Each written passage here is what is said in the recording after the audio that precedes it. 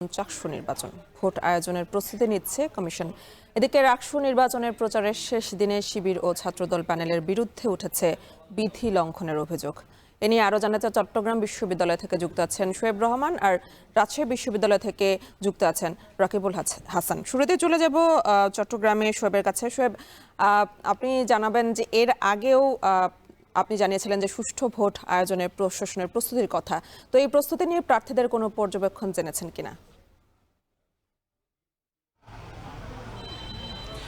Any প্রার্থীদের সাথে আমরা কথা বলেছি এবং প্রার্থীরা যেটি জানিয়েছেন যে নির্বাচনের এখন পর্যন্ত যেই পরিবেশ, সেই পরিবেশে তারা সন্তুষ্ট এবং প্রার্থীদের সাথে নির্বাচন কমিশন প্রচারণা চলার সময়টাতে কয়েক দফায় বৈঠক করেছেন এবং সেখানে প্রার্থীরা তাদের পর্যবেক্ষণ, তাদের দাবিগুলো জানিয়েছেন।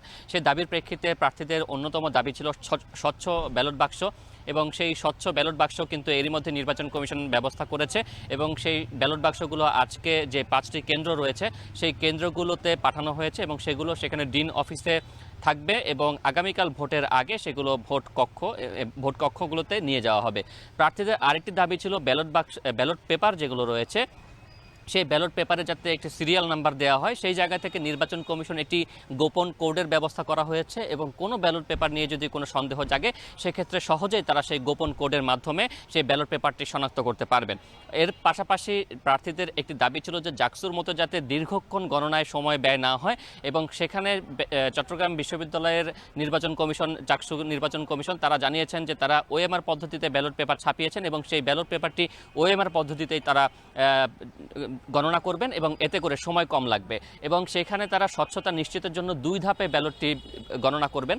প্রথম ধাপে যেই ভেন্ডর থেকে বা যেই কোম্পানি থেকে ব্যালট পেপার রিডার মেশিন আনা হবে সেই মেশিনের প্রথমে বেশিটি বা সেই সফটওয়্যারের প্রথমে সেটি যাচাই করা হবে, ফলাফল গণনা করা হবে এবং সেই ব্যালট পেপারটি পুনরায় বিশ্ববিদ্যালয়ের যে আইসিটি সেল আছে তারা নিজস্বভাবে আবারও সেটিকে গণনা করবেন এবং 2টি ফলাফল যদি ম্যাচ করে সেক্ষেত্রে সেটিকে তারা চূড়ান্ত ফলাফল হিসেবে ঘোষণা করবেন। এইভাবে তারা মূলত বিশ্ববিদ্যালয়ের যে 36 বছর পর নির্বাচনটি অনুষ্ঠিত হতে যাচ্ছে স্বচ্ছতার বিষয়গুলো তারা এভাবেই নিশ্চিত করার চেষ্টা করেছেন। আইন শৃঙ্খলা বাহিনীর খবর জানিয়ে আপনাকে শেষ করতে চাই যে 2000-এর মতো সদস্য তারা এখানে কাজ করবেন, র্যাব, পুলিশ, এপিবিএন কাজ করবেন এবং এর পাশাপাশি সেনাবাহিনীকেও কিন্তু অন কলে ডাকার যে প্রক্রিয়া সেটি তারা সম্পন্ন করে রেখেছেন। প্রয়োজন মনে করলে সেনাবাহিনীকেও ডাকা হবে। এবার রাকসু নির্বাচনের খবর জানতে চলে যাব রাকিবের কাছে। রাকিব, আচরণবিধি নিয়ে শিবির ও ছাত্রদল প্যানেলের বিরুদ্ধে যে অভিযোগ উঠেছে এ নিয়ে প্রার্থীদের কোনো বক্তব্য রয়েছে কিনা জানাবেন।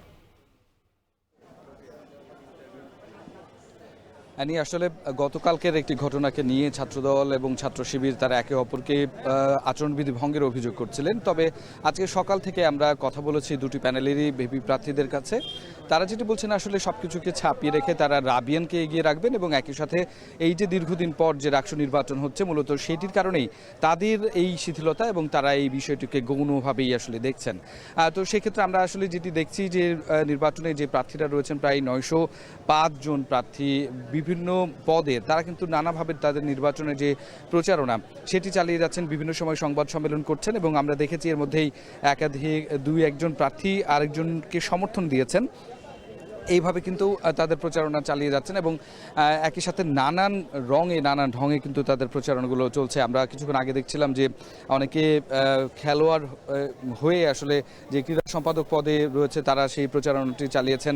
সেখান থেকে তারা যেটি বলতে চেয়েছেন যে আসলে যেই বিষয়ে আসলে উপযুক্ত যেই কার্যক্রমগুলো রয়েছে, যে ইস্তেহারগুলো রয়েছে সেগুলো তারা বাস্তবায়ন করবেন এবং তাদের এই ইস্তেহার বাস্তবায়নের মধ্য দিয়ে মূলত যে দীর্ঘদিনের যে রাকসুর যে দাবি এই ক্যাম্পাসে এবং শিক্ষার্থীরা যে বিষয়গুলোকে নিয়ে আসলে এতদিন যে ভুগেছেন সেগুলো সমাধান করবেন এমনটা আমরা আসলে লক্ষ্য করেছি। অন্যদিকে সাধারণ শিক্ষার্থী যারা রয়েছেন তারা কিন্তু প্রত্যেকের ইস্তেহার দেখেছেন এবং যাদের সাথে কথা বলেছি অনেকের সাথে আমরা, তারা যেটি বলছেন যে তারা কিন্তু ইস্তেহার বুঝে এবং যাদেরকে মনে করবেন যে যোগ্য, যারা কিনা আসলে তাদের এই প্রচারণায় নিজেদেরকে আসলে প্রমাণ করতে পারবেন এবং তাদের ইস্তেহার এবং তাদের এই বিষয়গুলোকে ঠিকঠাকভাবে আসলে বাস্তবায়ন করতে পারবেন রাকসুতে এসে, তাদেরকেই মূলত আসলে তারা নির্বাচিত করবেন এবং আমরা এখানে দেখছি যে এইভাবে কিন্তু প্রচারণা চলে যাচ্ছেন এবং এই যে শেষ মুহূর্তে যে প্রচারণা সেটি আমরা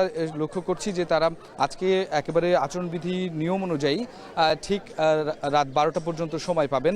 এই প্রত্যেকটি সময়কে তারা কাজে লাগাতে চাচ্ছেন এবং আপনারা জানেন যে সকালবেলা যে ক্লাস পরীক্ষার পরে যে শিক্ষার্থীরা যেখানে যেখানে ছিলেন সেখানে প্রার্থীরা ছুটেছেন এবং তাদের প্রত্যেকটা মুহূর্তকেই তারা কাজে লাগাতে চান বলছেন প্রার্থীরা। তো এই ছিল রাজশাহী বিশ্ববিদ্যালয়ের নির্বাচনের প্রচারণা আমার কাছে সর্বশেষ।